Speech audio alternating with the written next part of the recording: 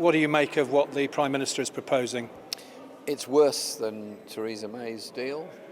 I can't see it getting the support that he thinks it will get, and it will take us into a regime in Britain of deregulation, of undercutting, and I think will also undermine the Good Friday Agreement.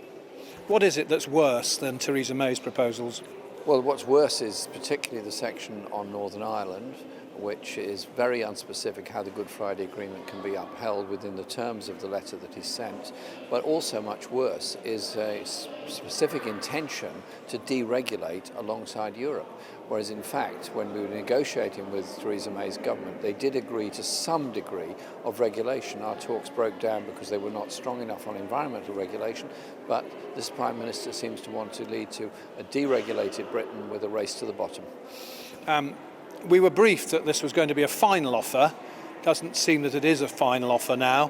What's your view of the sort of language that the Prime Minister's A, been using and B, not been using? Well, at the end of his letter, he says, and I'm sure this can all be agreed by the 31st of October. I'm sure he knows full well that what he's put forward is unlikely to be agreed. What he hasn't acknowledged is that he has a duty under the EU No. 2 Act, the Act of Parliament that requires him to apply for an extension in the event of no agreement being reached.